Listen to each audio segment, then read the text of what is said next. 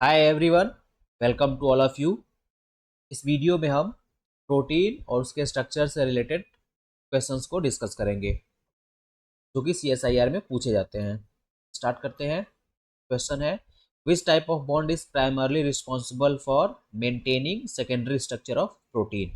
तो secondary structure protein का दो होता है, एक है अल्फा हेलिक्स और दूसरा होता है बीटा प्लेटेड सीट। ठीक है, बीटा प्लेटेड सीट। तो अल्फा हेलिक्स और बीटा प्लेटेड सीट जो सेकेंडरी स्ट्रक्चर होता है वो इस फॉर्म में बना रहता है, मेंटेन रहता है। तो उसका जो बैकबोन होता है वो उसमें हाइड्रोजन बॉन्ड होता है, उसके बैकबोन में क्या होता है, हाइड्रोजन बॉन्ड होता है। ठीक है, तो कौन रिस्पॉन्सिबल है मेंटेन करने के लिए सेकेंडरी स्ट्रक्चर ऑफ प्रोटीन? तो हाइड्रोजन बॉन्ड। ठीक है, ऑप्शन में दिया हुआ है पेप्टाइड बॉन्ड। तो जो पेप्टाइड बॉन्ड होता है, पेप्टाइड बॉन्ड दो एमिनो एसिड के बीच में होता है। पेप्टाइड बॉन्ड दो एमिनो एसिड्स के बीच में होता है और बहुत सारे एमिनो एसिड्स जो होते हैं वो पेप्टाइड बॉन्ड के थ्रू जुड़ करके पॉलीपेप्टाइड चेन बनाते हैं, जो कि पॉलीपेप्टाइड चेन जो होता है वो प्रोटीन का प्राइमरी स्ट्रक्चर होता है। ठीक है, तो इस क्वेश्चन का जो राइट आंसर हो जाएगा वो हो जाएगा C, hydrogen bond. Disulphide bond जो होता है वो भी प्रोटीन में मिलता है। ऐसे एमिनो एसिड जिनमें कि सल्फर प्रेजेंट होता है वहां पे डाई सल्फाइड बॉन्ड का फॉर्मेशन होता है। ठीक है, सिस्टीन मिथियोनिन ऐसे एमिनो एसिड है जहां पे कि सल्फर प्रेजेंट होता है। आगे है अगला question, which amino acid is known to disturb alpha helix in proteins due to its cyclic structure. ठीक है, जो अल्फा हेलिक्स होता है प्रोटीन का, जो सेकेंडरी स्ट्रक्चर अल्फा हेलिक्स होता है उसको डिस्टर्ब करने का कौन सा एमिनो एसिड डिस्टर्ब करने के लिए रिस्पॉन्सिबल होता है? तो कौन सा होता है? तो वो होता है प्रोलीन। ठीक है, प्रोलीन का ऐसा स्ट्रक्चर होता है, ये प्राइमरी इसका साइक्लिक स्ट्रक्चर है जिसके कारण कि ये अल्फा हेलिक्स को डिस्टर्ब करता है। ठीक है, अब थोड़ा सा हम लोग अल्फा हेलिक्स के बारे में देख लेते हैं। तो alpha helix structure is a right handed coiled configuration, like किसकी तरह होता है, स्प्रिंग की तरह होता है। ठीक है, where backbone is held together by hydrogen bond, उसका जो बैकबोन होता है वो हाइड्रोजन बॉन्ड के थ्रू जुड़ा होता है। ठीक है, बिटवीन द किसके किसके बीच में होता है हाइड्रोजन बॉन्ड? तो carbonyl oxygen of one amino acid and amide hydrogen of another. ठीक है, दूसरे का एमाइड हाइड्रोजन होगा और पहले का कार्बोनिल ऑक्सीजन होगा। ठीक है, ये जो अल्फा हेलिक्स होता है उसके पर टर्न में, एक टर्न में 3.6 एमिनो एसिड रेजिड्यू प्रेजेंट होता है। ठीक है, in alpha helix there are 3.6 amino acid residue per turn. ठीक है, एक टर्न में 3.6 एमिनो एसिड रेजिड्यू होते हैं। अगला है, which of the following amino acid most likely to found in interior of globular protein. ठीक है, ग्लोबुलर प्रोटीन जो होते हैं उनके इंटीरियर पार्ट में इनमें से कौन सा वाला एमिनो एसिड प्रेजेंट होता है? तो कौन सा इसका आंसर हो जाएगा? तो हो जाएगा डी, ल्यूसीन। ठीक है, ग्लोबुलर प्रोटीन के इंटीरियर में कौन प्रेजेंट होता है इनमें से? तो ल्यूसीन प्रेजेंट होता है। ठीक, थोड़ा सा और इसमें हम लोग देख लेते हैं। The amino acid found on interior of globular proteins are, यानी ग्लोबुलर जो प्रोटीन्स होते हैं उनके इंटीरियर में कौन कौन से एमिनो एसिड प्रेजेंट होते हैं? तो वैलिन होता है, ल्यूसीन होता है, आइसोल्यूसिन होता है, फिनाइल एलेनिन होता है। ठीक है, ये एमिनो एसिड्स हैं जो कि ग्लोबुलर प्रोटीन के इंटीरियर पार्ट में प्रेजेंट होते हैं। ठीक है, कुछ ऐसे भी एमिनो एसिड हैं जो कि ग्लोबुलर प्रोटीन के सरफेस पे प्रेजेंट होते हैं। ठीक है, तो वो एमिनो एसिड कौन से हैं? तो जो सरफेस पे प्रेजेंट होते हैं वो है एस्पार्टिक एसिड, लाइसिन है, आर्जिनिन है, ठीक है, हिस्टिडीन है, ग्लूटामिक एसिड है। ये जो एमिनो एसिड्स हैं ये ग्लोबुलर प्रोटीन के सरफेस पे प्रेजेंट होते हैं। ठीक है, और ल्यूसिन है, आइसोल्यूसिन है, वैलिन है, फिनाइल एलेनिन है, ये कहाँ प्रेजेंट होते हैं? तो ये प्रेजेंट होते हैं इंटीरियर पार्ट में। ठीक, अगला है, the quaternary structure of a protein refers to. ठीक है, प्रोटीन का जो क्वाटर्नरी स्ट्रक्चर होता है इनमें से कौन सा वाला है? ठीक, ये हो जाएगा D, the arrangement and interaction of multiple polypeptide chain. ठीक है, मल्टीपल यानी तीन, दो या दो से ज्यादा पॉलीपेप्टाइड चेन के का अरेंजमेंट और इंटरेक्शन जब होता है तो वो प्रोटीन का क्वाटर्नरी स्ट्रक्चर बनता है ना। तो इसको देख लेते हैं थोड़ा सा, प्रोटीन का स्ट्रक्चर हम लोग देख लेते हैं। The quaternary structure of a protein is association of several protein chain और सब यूनिट। ठीक है, सेवरल प्रोटीन सब यूनिट का एसोसिएशन होता है into a closely packed arrangement. ठीक है, each of the sub unit has its own primary, secondary and tertiary structure. ठीक है, जैसे अमीनो एसिड जो है वो आपस में पेप्टाइड बॉन्ड के थ्रू जुड़ करके पॉलीपेप्टाइड चेन बनाएगा। तो वो प्राइमरी स्ट्रक्चर होगा। पॉलीपेप्टाइड चेन जो होगा वो क्या होगा, प्राइमरी स्ट्रक्चर होगा, ठीक है। और अगर अल्फा हेलिक्स या बीटा प्लीटेड सीड बना रहा है तो वो क्या हो जाएगा, वो सेकेंडरी स्ट्रक्चर हो जाएगा, ठीक है। यानी पॉलीपेप्टाइड चेन जो होगा उससे क्या बनेगा, सेकेंडरी स्ट्रक्चर बनेगा। वो अल्फा हेलिक्स हो सकता है या बीटा प्लीटेड सीट हो सकता है। और फिर उसके बाद फर्दर कॉइलिंग होगी, ठीक है, फर्दर अरेंजमेंट होगा, तो सेकेंडरी स्ट्रक्चर से क्या बनेगा, क्वाटरनरी स्ट्रक्चर, सेकेंडरी से टर्शियरी स्ट्रक्चर बनेगा। प्राइमरी हो गया, सेकेंडरी हो गया, फिर क्या बनेगा, टर्शियरी स्ट्रक्चर बनेगा, ठीक है।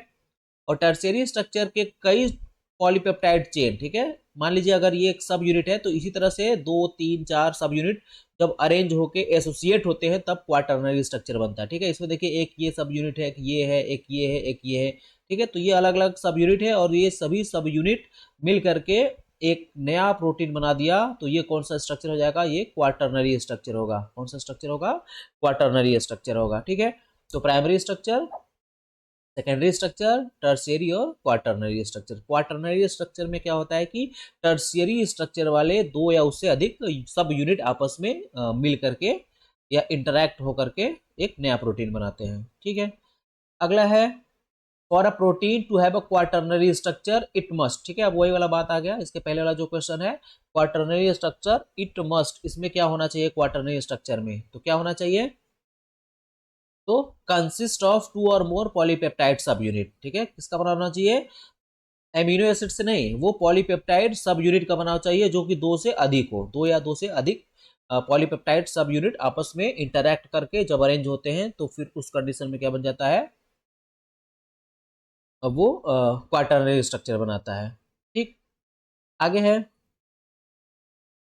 The following type of interaction is mainly responsible for aggregation of protein in dilute solution, ठीक है। डाइल्यूट सोल्यूशन में प्रोटीन के एग्रीगेशन के लिए कौन सा वाला इंटरेक्शन रिस्पॉन्सिबल होता है, तो कौन सा वाला होता है, तो वो होता है हाइड्रोफोबिक इंटरेक्शन। कौन सा होता है, हाइड्रोफोबिक इंटरेक्शन, ठीक है। तो क्वेश्चन नंबर 22 का हो गया हाइड्रोफोबिक इंटरेक्शन। अगला है, इन एसडीएस पेज, ठीक है, आगे है, in SDS PAGE proteins are separated based on their, ठीक है। एसडीएस पेज जो होता है इसमें प्रोटीन को हम लोग सेपरेट करते हैं किसके बेसिस पे, तो उनके साइज के बेसिस पे। किस बेसिस पे, साइज के बेसिस पे, ठीक है। तो एसडीएस पेज हम लोग एक टेक्निक है यूज करते हैं प्रोटीन को सेपरेट करने के लिए on the basis of their size. इसमें देख लेते हैं थोड़ा सा, SDS PAGE separate protein based on their molecular weight, ठीक है, किस बेस पे, साइज है यानी मॉलिक्यूलर वेट के बेसिस पे, by subjecting them to an electric field that cause them to migrate through a polyacrylamide acrylamide gel matrix. Smaller proteins move faster through the gel while larger proteins move slower, ठीक है। जो जिसका molecular weight कम है वो protein इस jail पर बहुत fast या तेजी से मूव करेगा, और जिनका मॉलिक्यूलर मास कम है, मॉलिक्यूलर वेट अधिक है, कम नहीं, मॉलिक्यूलर वेट अधिक है, वो थोड़ा सा स्लोली मूव करेगा, है ना। यानी एसडीएस पेज जो है इसको हम लोग यूज करते हैं प्रोटीन को सेपरेट करने के लिए उनके बेस किस बेसिस पे, तो उसका बेसिस होता है मॉलिक्यूलर वेट या साइज। आगे है, which technique uses an electric field to separate proteins based on their isoelectric point, ठीक है। आइसोइलेक्ट्रिक पॉइंट जो होता है उसका बेसिस होता है सेपरेट करने के लिए, तो कौन सा वाला टेक्निक है, तो ये है आइसो इलेक्ट्रिक फोकसिंग, ठीक है। तो आइसो इलेक्ट्रिक फोकसिंग जो है इसको यूज करते हैं प्रोटीन को सेपरेट करने के लिए उनके आइसो इलेक्ट्रिक पॉइंट के बेसिस पे। आगे लिखा हुआ है, isoelectric focusing separates charged molecule such as proteins, ठीक है, चार्ज्ड मॉलिक्यूल को वो सेपरेट करता है such as proteins by their isoelectric point. An electric field move the molecule through pH gradient until they become uncharged, ठीक है, eight there pi, है ना, ठीक। तो आइसो इलेक्ट्रिक फोकसिंग जो है वो यूज करते हैं सेपरेट करने के लिए। Which method is commonly use to determine the molecular weight of protein, ठीक है। प्रोटीन का मॉलिक्यूलर वेट डिटरमाइन करने के लिए हम लोग कौन सा मेथड यूज करते हैं, तो ये है मास स्पेक्ट्रोस्कोपी। मास स्पेक्ट्रोस्कोपी हम लोग यूज करते हैं।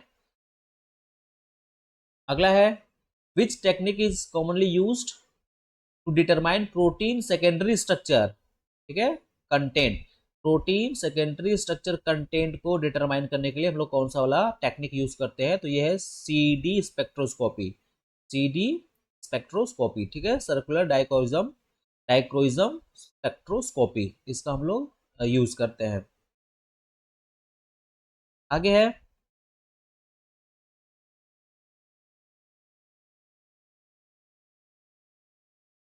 सर्कुलर डाइक्रोइज्म या CD spectroscopy provide rapid determination of protein secondary structure with dilute solution and a way to rapidly access conformational change resulting from addition of result, ठीक है, यानी ये पता करने के लिए कि क्या कन्फर्मेशनल चेंज हो रहा है कोई लिगेंड ऐड करने पर प्रोटीन के स्ट्रक्चर में या सेकेंडरी स्ट्रक्चर में, क्या कन्फर्मेशनल चेंज हो रहा है, इसको डिटरमाइन करने के लिए हम लोग CD स्पेक्ट्रोस्कोपी यूज करते हैं, टेक्निक यूज करते हैं। अगला है globular proteins are typically involve in, ठीक है, जो ग्लोबुलर प्रोटीन्स होते हैं वो किस में इन्वॉल्व होते हैं, इन सब में से, तो इसका है be catalytic and regulatory function, जो ग्लोबुलर प्रोटीन होते हैं वो कैटालिटिक और रेगुलेटरी फंक्शन परफॉर्म करते हैं, ठीक है। तो ये कुछ क्वेश्चन थे प्रोटीन्स के जिसको हम लोगों ने डिस्कस किया। इसके अलावा भी और सारा क्वेश्चन है जिसको हम लोग अगले वीडियो में डिस्कस करेंगे, ठीक है। आज के लिए इतना रहने देते हैं, तब तक के लिए थैंक यू।